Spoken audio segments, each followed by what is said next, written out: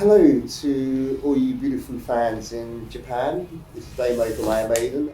僕も昨日見て本当に過去最大級のプロダクションだなと思うんですけど、その今回のプロダクションについてデーブはどうですか？ Yes, it is. In the 80s, we had some big like Power Slave tour. It was a huge production, and we've always tried to pull on, visually something really good.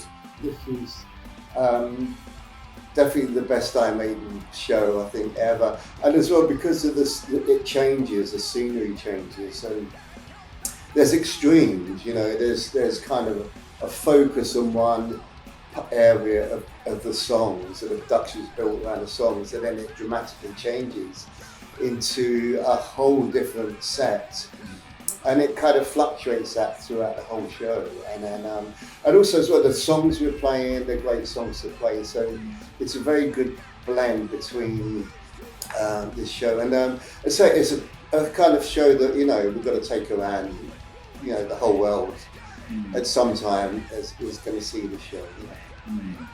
どうですか、コンサートのオープニング、自分の頭の上を飛行機が飛んでるっていうのは。Yeah, just trying to avoid the spinning.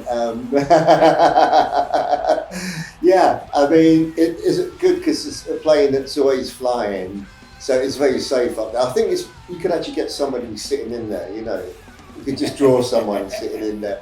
But yeah, it's when I first saw it, it's like whoa, and I think when you seeing it from the audience perspective as well. It's huge, it's big. I think the band just taking everything to a new level. And what a great way to kick off the show. And there's a kind of theme earlier on in the songs, with Aces High and Where Eagles Dare, and then suddenly the set starts changing as we move along. But the plane's a great way to, and obviously Bruce loves that as well. I'm sure it was his idea. 今回のセットリストも素晴らしいんですけど、デーブどうですか？ Yeah, it's a great set list as far as there's a lot of moving parts in it, and there's some songs that are like 10 minutes long, 12 minutes long, or so you kind of have to keep your head in the game when you're on stage. You can't kind of wander off.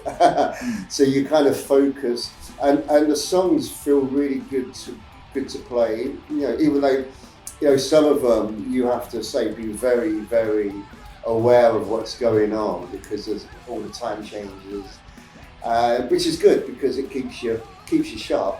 And then also there's some shorter songs in there. Like the Wicker Man is bringing like. Flight of Icarus as well. Great, all these songs are really challenging, but they feel really good to play. And so we're 2 shows in, and we're just playing a little bit of jazz here and there. If you get what I mean. フライト・オブ・イカルスなんて長い間演奏してなかったんですね。なんでこんないい曲長い間プレイしなかったんでしょうかね。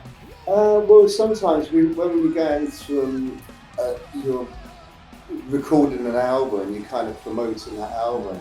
So generally, we'll always play new songs off the new album, and then we'll play some of the older ones. So that tends to be the case. But on this tour, we're not actually promoting an album.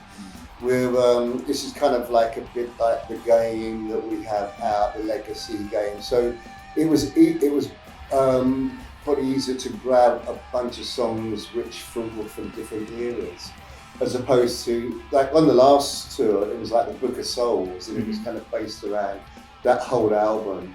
Well, this is based around the legacy of the Beast game. So there was a lot of areas where you could pick songs, cherry pick songs from different eras. So it's great to play Flight of Icarus because it's one of the less challenging songs to play, but it's very rewarding to play as well. Yeah. 久しぶりに演奏する曲をプレイしてみて、なんか新しい発見みたいなものありますか？ Yeah. Well, as far as the foundation of the songs and the way they start, and some of the guitar melodies, they're pretty much, you keep them the same as the album, but for like guitar solos, I think Yannick, Adrian, and myself kind of, played different nuances every night. You know, I try not to play some key things, but kind of try to play a little bit different solos every night and not follow exactly what's on the album. But as far as the songs go, yeah, they pretty much remain as they were from the album. You know, especially like the lyrics and the rhythm and everything like that. 今回のセットリストでデイブはどの辺が個人的には好きですか？ Well, I think from there all the way to there. Everything. Yeah, everything. You know, but this song here, Revelation, yeah. has you was here last night. Yeah, when it turns into the cathedral, into the church. I love that. I actually particularly I love that, looking at that. So that is good. But I like the whole thing. It's enjoyable, you know. And it's better if you enjoy it. Like, you know, there's not one part of the set that I don't enjoy playing. I just enjoy the whole thing. 世界中にいろんなバンドいますけど、アイアンメイデンのファンっていうのは最もその忠誠心の強いファンのような気がするんです。デーブはファンのことどう見てますか？ I'll tell you what they are. I don't think there's any other fans like the Iron Maiden. I mean, you know, if we're at the hotel, they seem to find out where you're staying. So, but we always make the time to sign, you know, the albums but yes, their passion, and you know, they're wearing the Iron Maiden shirts and the hats. Yeah, but without them, we wouldn't be anywhere. We would just be, you know, they're the reason why we exist as fans. So. They're like they're part of the Iron Maiden family, you know, and they're so passionate about the whole thing. It's overwhelming sometimes, you know, the lengths that they will go through. Like a lot of them they'll come to every single show on the tour. You know, there's people that travel up here I met somebody that came from Cuba, somebody that came from Brazil. And you know, people come all over the world and they travel and come see lots of shows. So yeah, their passion and the way they support the band is so we truly couldn't be here without them. So we try to be as honourable to them as far as when they come up they want things signed, you know, we go ahead and sign them.